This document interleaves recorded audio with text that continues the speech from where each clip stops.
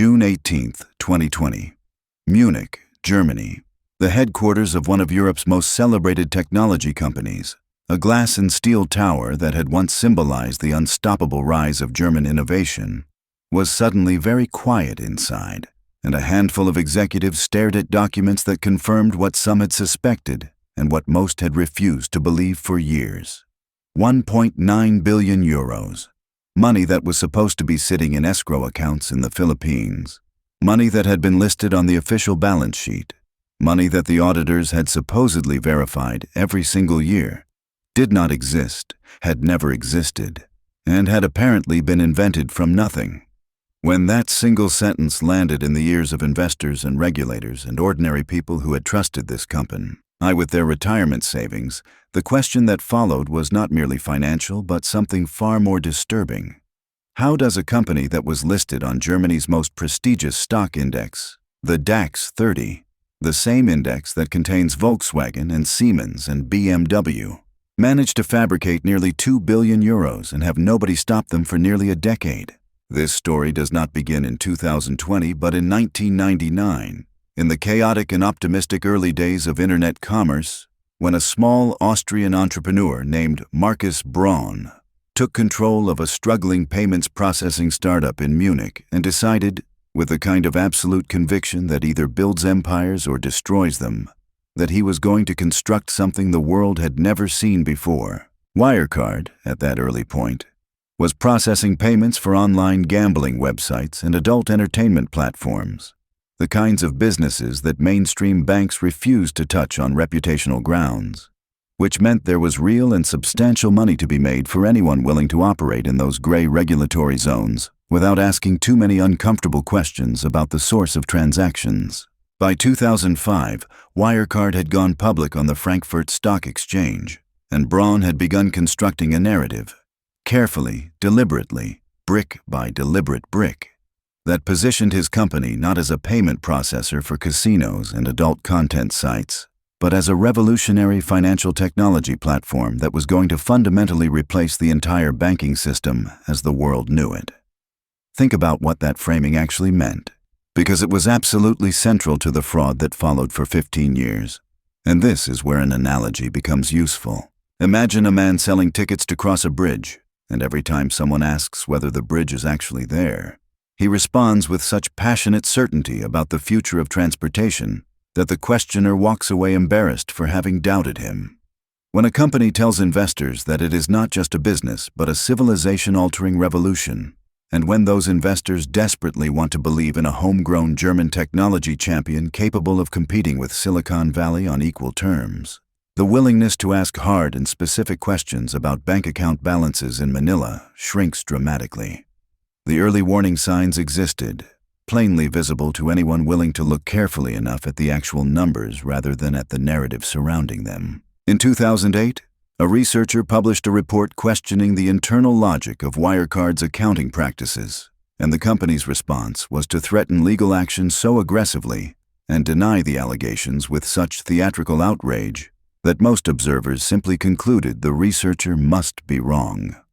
In 2010, a whistleblower inside the Singapore office raised serious concerns about fraudulent transactions being booked through a network of third-party partners across Asia. And once again, Wirecard denied everything. The German regulator known as BaFin expressed no concern worth mentioning, and the stock kept climbing to new heights, rewarding the believers and punishing the skeptics in the way that frauds almost always do for a surprisingly long time before they collapse entirely. The real architecture of the fraud becomes clear only when one understands what Wirecard claimed its business model actually was, because the structure was genuinely ingenious in its design.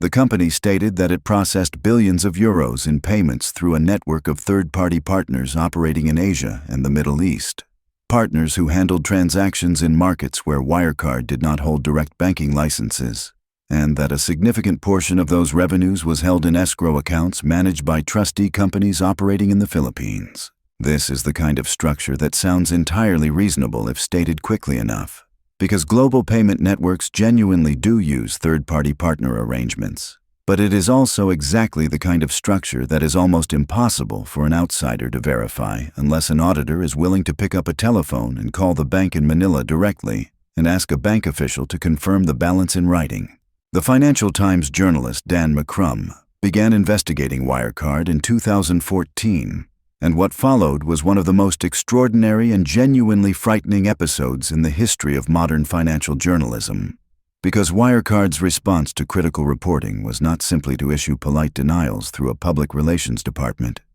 The company hired private intelligence operatives to follow McCrum and his colleagues physically through the streets of London, to attempt surveillance of their communications, to dig into their personal finances and relationships, and to assemble dossiers that could be deployed for purposes of discrediting them in the eyes of editors and sources and other journalists. At the same time, BaFin, the German financial regulator whose fundamental purpose is protecting investors from exactly this kind of fraud, opened a criminal investigation, not against Wirecard, but against McCrum himself and against the Financial Times as an institution, on the theory that publishing critical reporting about a listed company might itself constitute illegal market manipulation.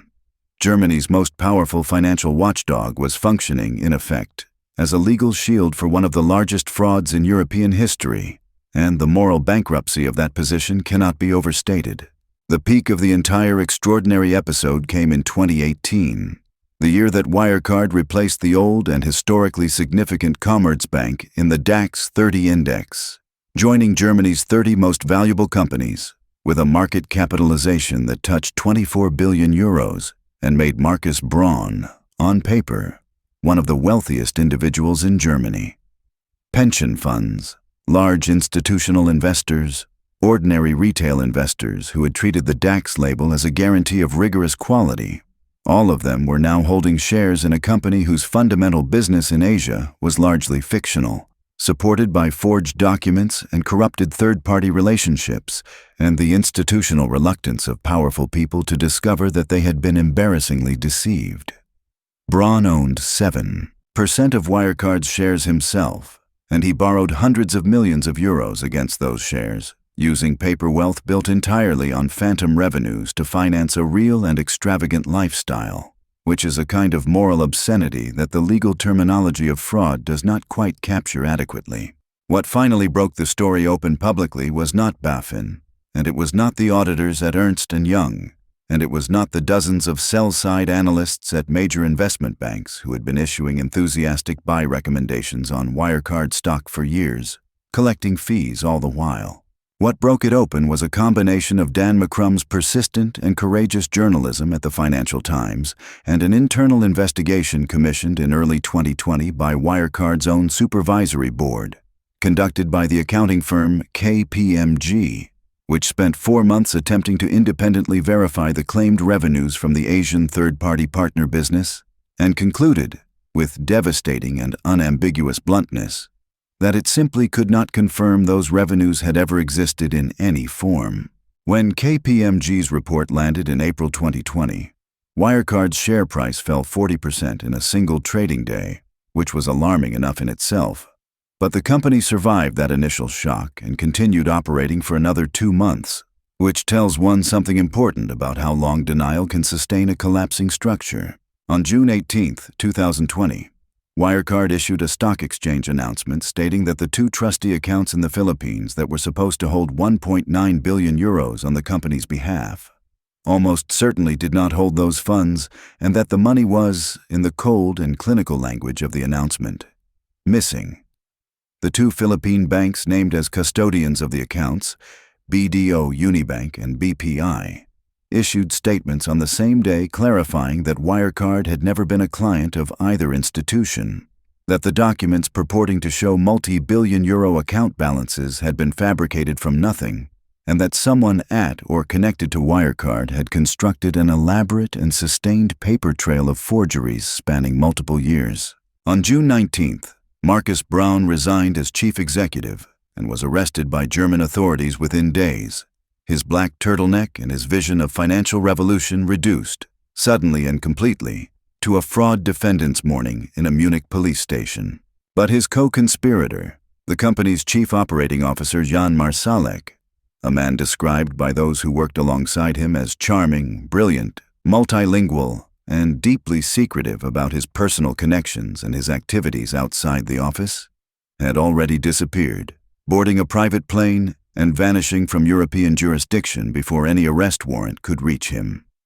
Marsalek is believed by investigators to have made his way through Belarus to Russia, where he reportedly remains to this day, protected by intelligence connections whose nature and depth have led some serious investigators to conclude that Wirecard's fraud may have intersected with European intelligence operations in ways that go substantially beyond a straightforward financial crime, though the full picture has never been publicly established. Braun himself went on trial in Germany in late 2024, facing charges that could result in many years of imprisonment. The human cost of what happened at Wirecard is the dimension that gets lost whenever the conversation focuses on regulatory failures and the geopolitical intrigue surrounding Marsalek's vanishing. Thousands of employees had spent years and enormous personal energy building what they genuinely believed was a technology company, on the edge of transforming global finance, accepting stock options in lieu of higher cash salaries because the growth story seemed so convincing and the future seemed so certain. And those employees lost essentially everything when the company filed for insolvency on June 25, 2020, making it the largest corporate insolvency in German history, eclipsing even the collapses of the post-unification era. There were retail investors across Germany and across Europe who had looked at the DAX 30 membership and the Ernst and Young sign-offs and the buy recommendations from respected bank analysts and concluded, with entirely understandable logic, that this combination of endorsements represented a reasonable guarantee of safety, and who discovered in June 2020 that every one of those endorsements had been meaningless. Ernst and Young faced civil lawsuits from creditors and investors totaling tens of billions of euros, and while the firm disputed its liability vigorously on the grounds that it had been deceived by sophisticated forgeries, the question of why 9 consecutive annual audits failed to produce a direct verification of the Philippine bank accounts remained deeply and permanently uncomfortable. Germany passed new legislation expanding auditor oversight requirements and strengthening BaFin's investigative authority, and the European Union began reviewing its approach to supervising payment technology companies across all member states. What the Wirecard collapse ultimately reveals, and what makes it genuinely disturbing rather than merely interesting as a financial scandal, is that the fraud succeeded for so long not because Braun and Marsalek possessed some extraordinary level of criminal genius, but because virtually every institution that existed specifically to prevent this kind of outcome had developed, for entirely understandable and entirely inexcusable reasons, a preference for not finding what was actually there. The regulators had political reasons to celebrate a German technology champion rather than investigate one. The auditors had commercial reasons to maintain a lucrative long-term client relationship rather than ask the one telephone call that would have ended everything. The analysts had incentive fee reasons to maintain buy recommendations that pleased the companies they covered. The investors had psychological reasons to believe in a story they had already publicly endorsed. And the lesson from all of that is not comfortable, because it suggests that the next Wirecard is not prevented by new laws or better regulators alone. It is prevented only when the people who are supposed to ask the hard questions decide that asking those questions matters more than the professional comfort of not asking them.